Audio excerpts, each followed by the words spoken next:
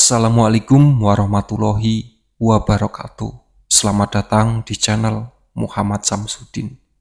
Di kesempatan kali ini, saya akan bercerita arwah jenazah yang hilang. Sebelum masuk ke ceritanya, jangan lupa subscribe dulu ke channel ini. Selamat mendengarkan. Arumi sedang membaca nama-nama warga desa Grobogan yang telah meninggal dunia selama 4 tahun terakhir. Ia mengamati nama-nama itu, kemudian baru teringat dengan satu hal yang belum ia tanyakan pada Rifka. Ia meraih ballpoint dari tempatnya dan hampir meraih ponselnya ketika hawa dingin yang ia rasakan seperti tadi malam mendadak terasa lagi di kulitnya. Hawa dingin itu diiringi dengan wangi bunga melati yang begitu menusuk. Arumi menatap arah jendela kamar yang bisa langsung ia tatap dari arah meja tulisnya. Sayangnya sama sekali tidak ada yang muncul di jendela itu ketika ia menantikannya. Hal itu membuat Arumi merasa penasaran dan segera keluar dari kamarnya secara diam-diam.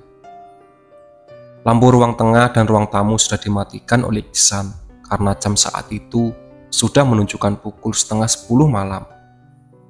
Arumi berjalan mengendap-endap menuju pintu depan dan membuka kunci pintunya dengan sangat pelan. Ia kemudian keluar dan beranjak menuju ke halaman rumah untuk memeriksa keadaan sekitar. Hawa dingin yang begitu menusuk masih terasa di permukaan kulitnya.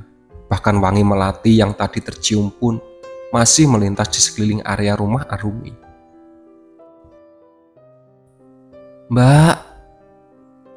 Mbak Arumi, panggil seseorang setengah berbisik. Arumi pun menoleh ke arah tembok yang rendah di samping rumahnya. Di sana ia mendapati kalau ada keluarga yang tinggal di bagian belakang rumahnya. Mereka sepertinya ingin keluar dari gang kecil tersebut, namun tampak begitu ragu. Dek Lika, ada apa dek? Kenapa kamu dan keluargamu terdiam diri di situ? Tanya Arumi agak kaget. Adiknya Lika sakit, Nak Rumi. Kami mau membawanya ke rumah sakit dan sudah memesan taksi online yang menuju di depan sana. Tapi Ratri tidak berani melanjutkan kata-katanya. Tapi apa Bu Ratri? Arumi kini kebingungan.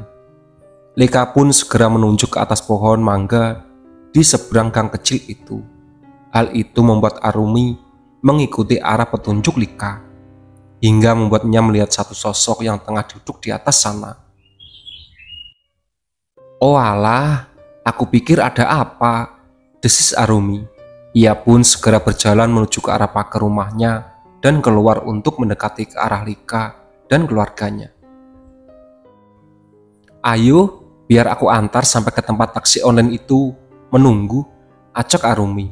Tetapi, Nak Arumi, itu tidak apa-apa Bu Ratri, biar nanti aku yang urus kalau sampai diturun ke bawah ataupun mengejarnya, bujuk Arumi. Mereka pun segera berjalan mengikuti langkah Arumi dan keluar dengan cepat dari gang kecil itu. Arumi menatap ke arah sosok itu dan bertanya kini sosok itu juga tengah menatap ke arahnya. Arumi benar-benar mengantar Lika dan keluarganya sampai mereka menaiki taksi online. Ratri terus mengucapkan terima kasih pada Arumi dengan kedua mata berkaca-kaca. Ia merasa terbantu sekali dengan keberanian Arumi. Pasalnya suami Ratri sedang bekerja di luar kota dan tidak ada yang bisa melindungi serta kedua anaknya. Setelah taksi online itu pergi, Arumi pun kembali berjalan menuju ke arah rumahnya dengan santai. Sosok yang tadi di atas pohon mangga kini sudah berada di bawah dan tampak seperti sedang menunggunya datang kembali. Oh, Mbak Arnis ternyata, ujar Arumi seringan bulu. Tolong, lirih sosok arwah bernama Arnis tersebut. Iya Mbak, insya Allah nanti akan kutolong, tapi jangan nangkut-nangkuti lagi orang yang mau lewat ya. Kasihan anak kecil tadi digendong ibunya, dia sakit dan hampir tidak jadi dibawa ke rumah sakit karena takut sama Mbak Arnis, pinta Arumi. Temukan aku, lirihnya sekali. Iya, insya Allah akan kuusahakan. Mbak, sabar ya. Sosok itu kemudian menghilang seperti yang terjadi ketika Arumi bertemu dengan arwah Ninis dan Inggit. Wangi melati tadi tercium sangat tajam pun kini sudah tidak lagi terasa pada indera penciuman. Arumi pun segera berjalan menuju ke rumahnya dan masuk kembali secara diam-diam seperti tadi. Iksan dan Irma tampaknya tidak terusik sama sekali, sehingga Arumi bisa lolos dan tidak ketahuan keluar rumah diam-diam saat malam. Sesampainya di kamar, ia langsung meraih ponselnya dan mendapati beberapa pesan yang masuk dari Hendy. Ia membaca satu persatu dan akan berniat membalas setelah membaca. Rumi, ngapain kamu keluar rumah malam-malam begini? Siapa yang kamu antar sampai ke taksi online? Aku lihat kamu dari jendela kamarku. Rumi, kamu sudah pulang kembali kan? Kamu baik-baik aja kan? Balas kalau kamu sedang pegang ponsel. Rumi, ayolah. Kali ini aku nggak peduli kamu marah atau nggak kembali mengomel. Aku khawatir sama kamu yang berada di luar rumah malam-malam. Aku nggak bisa tenang. Arumi pun tanpa sadar tersenyum sekilas usai membaca pesan itu. Jemarinya segera mengetik pesan balasan untuk Hendy agar pria itu tidak lagi merasa cemas dan khawatir. Aku sudah kembali ke rumah, Hen. Tadi yang kuantar sampai ke taksi online itu tetangga di belakang rumahku, namanya Bu Ratri. Dia harus membawa anaknya ke rumah sakit karena sedang demam. Tapi sayangnya dia tertahan di gang kecil sampai rumahku dan tidak bisa keluar karena ada arwah Mbak Arnis di pohon mangga. Ya sudah, akhirnya aku bantu mereka agar bisa keluar dari gang dan menemani mereka sampai ke taksi online yang sudah mereka pesan.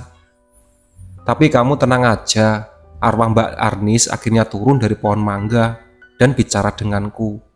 Dia mengutarakan hal yang sama, yaitu meminta tolong agar dirinya ditemukan. Kamu belum tidur?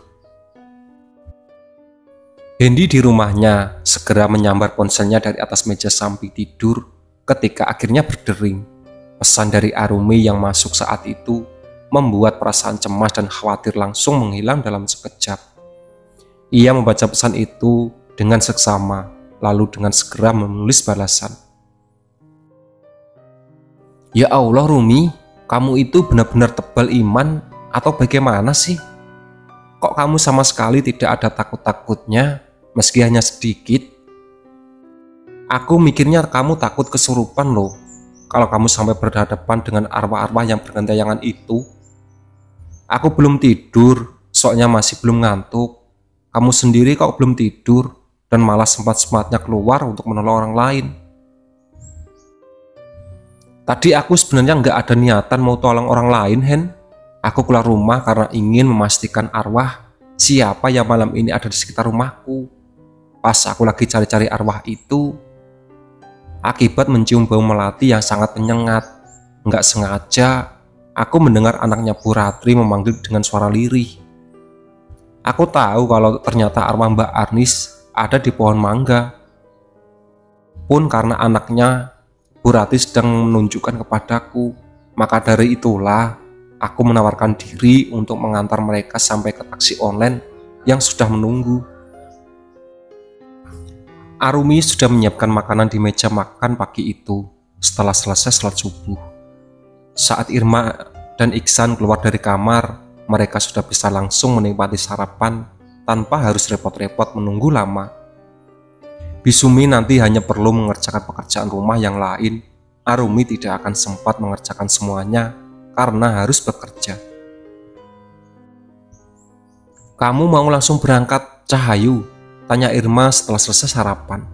Iya Bu, biar langsung ada yang membantu ayah buka ruko pagi ini, jawab Arumi, yang tahu kalau beberapa karyawan Iksan sering terlambat datang. Setelah berpamitan, Arumi pun langsung mengambil sepedanya dari halaman rumah. Ia berpapasan dengan Bisumi yang baru datang dan akan mulai bekerja. Ia sempat menyapanya dengan ramah seperti biasa, lalu mulai mengayuh sepedanya untuk menuju ke arah jalan Sadewa. Ia berpasan dengan Hendy pagi itu yang akan pergi ke gudang beras milik ayahnya. Mereka bertugur sapa sebentar, lalu Arumi pun melanjutkan perjalanan menuju ke ruko milik ayahnya. Iksan tadi sudah berangkat lebih awal setelah sarapan, jadi ia akan segera menyusulnya. Iksan baru saja membuka pintu ruko miliknya saat Arumi tiba dan memarkirkan sepedanya di tempat parkir paling ujung. Arumi segera berlari menghampiri ayahnya dan membantu mereka membuka lebar semua pintu ruko dari ujung kanan sampai ujung kiri. Dulu Iksan membangun ruko 3 pintu itu secara perlahan-lahan. Awalnya hanya ada bangunan kecil di sana dan hanya Iksan sendiri yang menjaga setiap hari. Siapa yang menyangka kalau akhirnya ruko itu berkembang sangat pesat dan Iksan akan memiliki beberapa karyawan yang membutuhkan di sana. Semua kerja keras itu Iksan lakukan untuk menjamin masa depan Rumi, agar Arumi tidak perlu merasakan kehidupan yang sulit ketika sudah berumah tangga nanti. Nanti sore, apakah kamu mau langsung pulang ke rumah, Cahayu? Tanya Iksan. Tidak ya, aku sudah ada janji mau bertemu dengan Hendy sore nanti, jawab Arumi. Iksan pun kini menatap ke arah Rumi sambil menahan tawanya. Kamu kok sepertinya jadi dekat sekali dengan Hendy. Ada apa toh? Goda Iksan. Tidak ada apa-apa ya. Kami hanya berteman. Aku rasa tidak salah bukan jika aku punya janji untuk bertemu dengan teman? Tidak salah sih. Tapi setahu ayah dulu, kamu sering sekali menghindari Hendy. Makanya ayah jadi bingung. Karena sekarang kamu malah jadi dekat sekali dengan dia, jelas Iksan. Arumi pun tersenyum usai mendengar penjelasan itu. Ayah bingung karena aku mendadak dekat dengan Hendy, atau karena ayah juga berharap seperti ibu bahwa aku dan Mas Aryo bisa berjodoh, tebak Arumi. Iksan ikut tersenyum saat melihat Arumi tersenyum ke arahnya. Ia sadar betul kalau putrinya memang sangat berbeda dari anak-anak lain sebayanya. Arumi sejak dulu sangatlah peka akan sesuatu, tapi tanpa bicara secara langsung pun, Arumi jelas bisa tahu apa tujuan dari pembicaraan tersebut.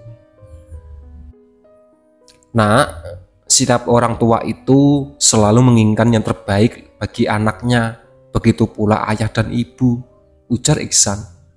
Hendy juga orang baik kok, kenapa ayah dan ibu tidak suka dengan sikap Hendy yang selalu konyol dan berlebihan ketika berada di hadapan orang lain?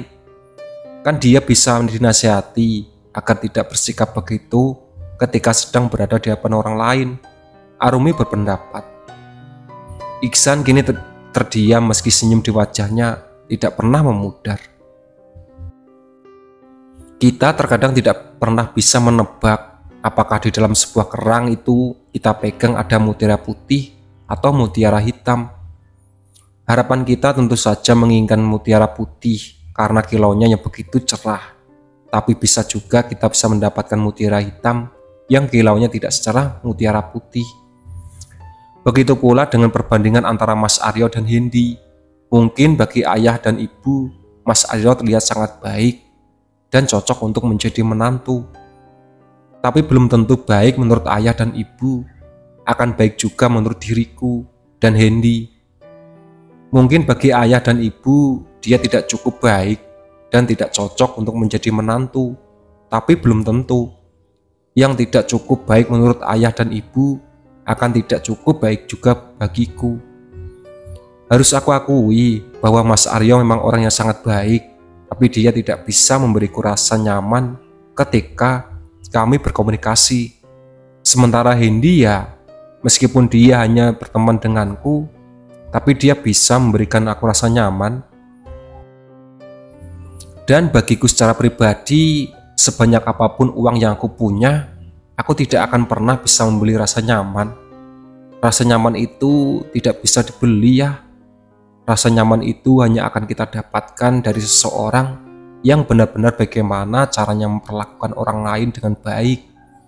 Jadi, Aku harap ayah mengerti dan tidak akan memaksaku untuk mencoba menjadi jodohnya Mas Aryo. Kalau memang jodoh, pasti akan dipertemukan oleh Allah melalui jalannya. Tapi kalau tidak jodoh, Allah yang akan menjauhkannya. Iksan pun mengangguk-angguk kepalanya, pertanda bahwa ia paham dengan jagalan pikiran Arumi meskipun cukup sulit. Arumi dan Iksan pun kembali fokus pada pekerjaannya masing-masing. Karyawan mulai berdatangan dan pengunjung pun mulai ramai. Apa yang Arumi katakan jelas terasa masuk akal bagi Iksan. Iksan pada akhirnya menyadari bahwa Arumi lebih butuh sosok pendamping yang bisa memahami dirinya, bukan hanya sekedar baik kepadanya. Ponsel Arumi bergetar di dalam sakunya. Ia segera membuka pesan yang baru saja masuk tersebut. Assalamualaikum Rumi, aku dengar dari Ari, katanya kamu sedang marah pada Mas Aryo. Apa itu benar? Waalaikumsalam, belahan jiwaku kok suka bergosip nih. Bisa-bisanya dia menggosipkan aku seperti itu kepada sepupuku sendiri. Apa dia enggak takut dosa akibat dari mulutnya yang mengunjingkan orang? Aku serius Rumi, apa kamu benar-benar sedang marah pada Mas Aryo? Kalau aku marah padanya, sudah kuusir dia dari rumahku kemarin sore saat dia datang nih. Tapi nyatanya aku masih senyum dan bicara kok sama Mas Aryo. Santai saja, kecewa bukan berarti marah. Cobalah belajar lagi memahami perbedaan antara kata kecewa dan marah. Oh iya, kasih tahu sama belahan jiwamu, jangan suka menggosip. Aku tuh paling gak suka dan paling anti berada dekat pria yang suka berhobi bergosip seperti dia.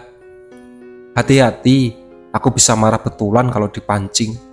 Pastikan kamu menyampaikan apa yang kutulis ini ya Ning, jangan disembunyikan dari Ari.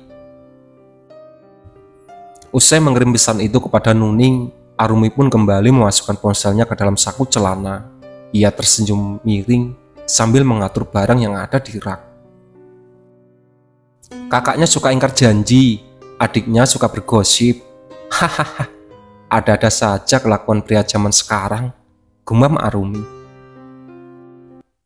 Itulah sahabat cerita dari arwah jenazah yang hilang. Ditunggu part selanjutnya.